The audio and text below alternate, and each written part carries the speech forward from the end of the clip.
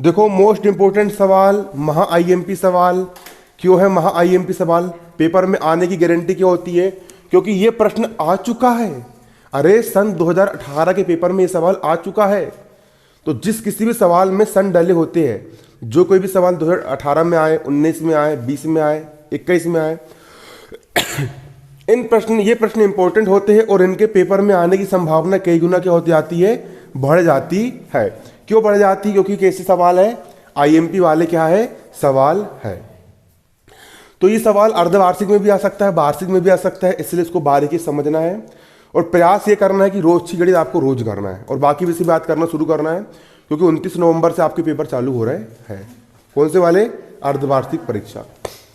तो और वार्षिक परीक्षा आपकी 12 फरवरी से है। कब से है? 12 फरवरी से आपकी वार्षिक परीक्षा है। ठीक है ना? मतलब कितने महीने बाद? 2-2.5 महीने बाद आपकी वार्षिक परीक्षा है और पूरे 15 के 15 पार्ट आएंगे। अपन ने अध्याय 9 तक पढ़ चुके हैं। ठीक है, अपन कोशिश ये करेंगे जल्दी जल्दी एक बार पूरी गणित खत्म करना है, फिर अपन इंपॉर्टेंट क्वेश्चन का रिवीजन करेंगे, है ना?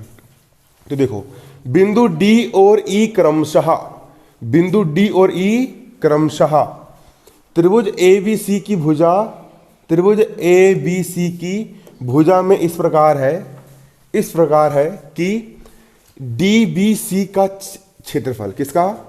DBC, बारीकी से देखो यहां पर, DBC का क्षेत्रफल, DBC का क्षेत्रफल और EBC का क्षेत्रफल, किसका? EBC का क्षेत्रफल, EBC का क्षेत्रफल। दोनों त्रिभुजों के क्षेत्रफल कैसे है? बराबर बराबर है, दिए है।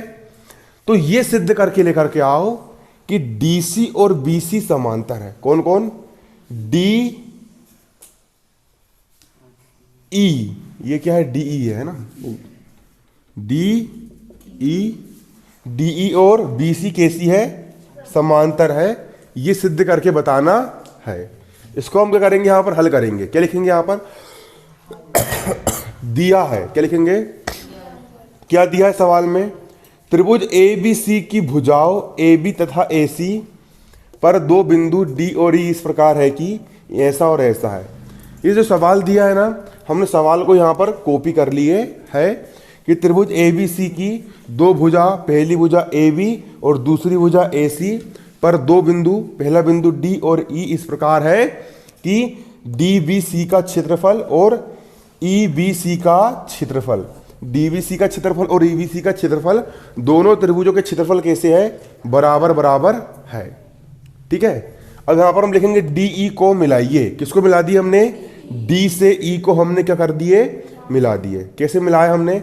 Date date date date date date करके हमने क्या कर दिया? उसको मिला दिए। अब चूंकि त्रिभुज DBC, त्रिभुज कौन सा? DBC, ये वाला त्रिभुज, ठीक है, और त्रिभुज EBC, त्रिभुज कौन सा? EBC। यहां बारीकी से देखो, आंख फाड़ फाड़ के देखो, चश्मा लगा लगा के देखो, लेकिन बारीकी से देखो। क्या देखना है? कि DBC का आधार क्या है? BC है। आधार क्या है? BC है कि नहीं है? BC। और EBC का आधार भी क्या है? BC है। दोनों त्रिभुजों के आधार कैसे है? बराबर है।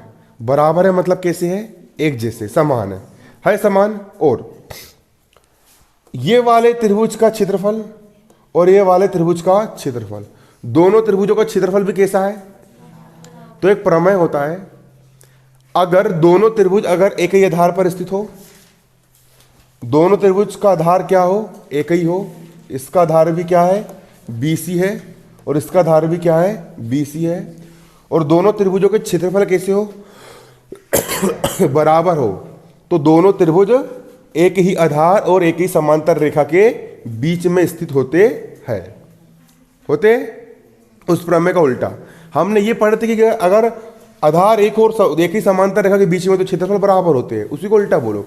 अगर क्षेत्रफल बराबर हो और आधार एक ही हो तो एक ही समांतर रेखा के बीच में स्थित होते हैं। अतः DE और BC क्या होगी?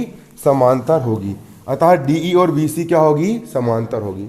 यहाँ पर ये लिखे है इस त्रिभुज, दोनों त्रिभुज का उभयनिष्ठ आधार क्या है, बीसी है और दोनों त्रिभुजों के क्षेत्रफल कैसे है, बराबर है।